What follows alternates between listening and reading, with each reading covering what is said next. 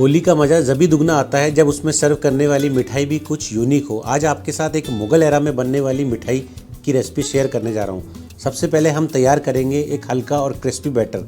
ये वाली ट्रिक हलवाई भी यूज़ करते हैं। साथ साथ जब आप अपनी बूंदियाँ डेवलप कर लेंगे तो उसको कौन सी चाशनी है जिसके अंदर डिप करना है वो बताऊँगा। और घर में ही मिलने वाले 2 सिंपल यूटेंसिल जिनका यूज़ करके आप चाहें तो बड़ी ही आसानी से राउंड शेप की बूंदियाँ तैयार कर सकते हैं। और मैं चाहूँगा कि जब आप बूंदी तैयार करें तो इसके अंदर सबसे इम्पोर्टेंट पार्ट होता है बूंदी को फ्राई करना। और ये सही साइज़ की होगी तभी सही टेक्सचर आप अचीव कर पाएंगे।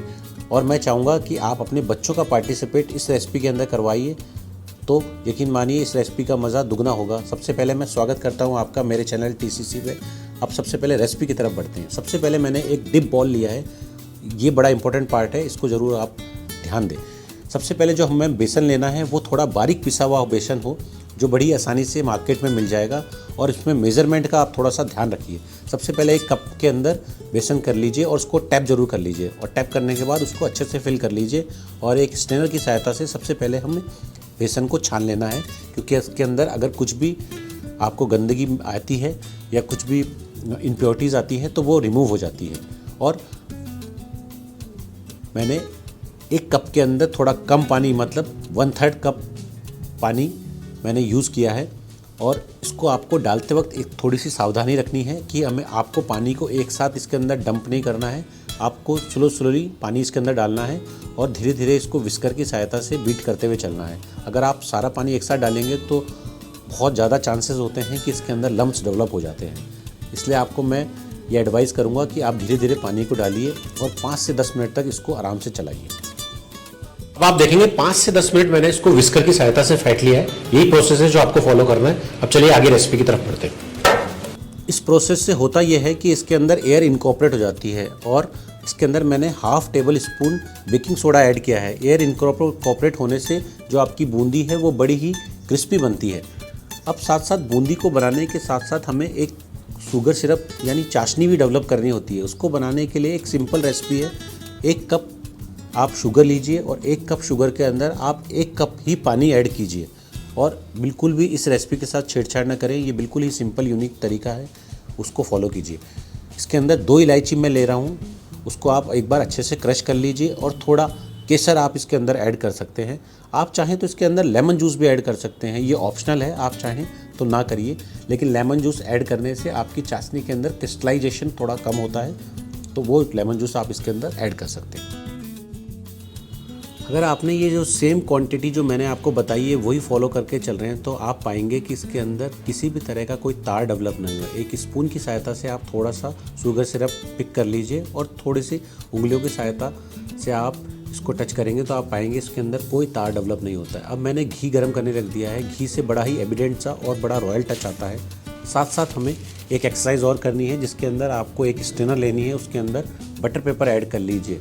अब घरों में मिलने वाला ये सिंपल और यूनिक यूटेंसिल जिसका नाम है ग्रेटर, और एक स्क्यूजी बोतल है जो बड़ी आसानी से अवेलेबल हो जाती है मार्केट में, वो लीजिए।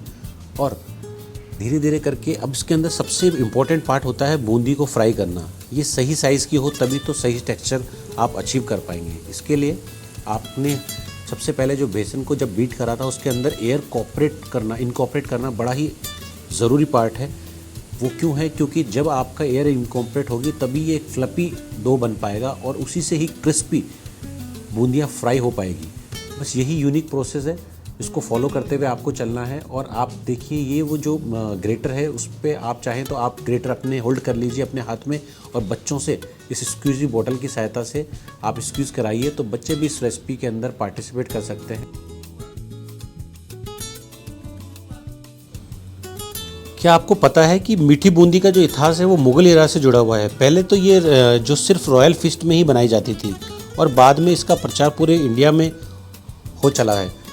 धीरे धीरे करके अब ये हर घरों में बनने लगी है। अब मेरी ये जो आज वाली रेसिपी है वो बड़ी ही यूनिक इसलिए है क्योंकि इसको हमने सिंपल बेसन, चीनी, इलायची, बेकिंग सोडा और घी की सहायता से बनाया हुआ है। और इसके अंदर मैं बच्चों का पार्टिसिपेट ऐड करने के लिए इसलिए बोल रहा हूँ क्योंकि जो हमने यूटेंसिल लिए हैं वो एक सिंपल स्क्यूज़ी बोतल है और एक ग्रेटर है। तो आप चाहें तो ये सिंपल स्क्यूज़ी बोतल और ग्रेटर की सहायता से बड़ी आसानी से ये रेसिपी बना सकते हैं। इसके अंदर आपको क्या करना है, बस ध्यान आपको ये रखना है कि आपका जो ग्रेटर है, जब आप उसको घी की कढ़ाई के ऊपर रखेंगे तो उसके सरफेस के ऊपर आप स्क्यूज़ी बोतल को इस तरह से धीरे धीरे करके ड्रॉप कीजिए। तो आपकी जब बेसन की जो बूंदें हैं वो नीचे घी के अंदर ड्रॉप होगी तो वो अपने आप राउंड शेप ले लेंगी और आप पाएंगे कि धीरे धीरे करके जो हलवाई जिस तरह से इस रेसिपी को बनाते हैं वो सेम रेसिपी आपने अपने घरों के अंदर अचीव कर ली है। और यकीन मानिए इसमें बच्चों का पार्टिसिपेट होना बहुत ज़रूरी है, क्योंकि वो ये एक ऐसी सिंपल रेसिपी है जो बच्चे भी अपने घरों में आसानी से बना सकते हैं और उस रेसिपी का बड़ा ही मज़ा आएगा जिसमें आपके बच्चों का पार्टिसिपेट ज़रूर हो।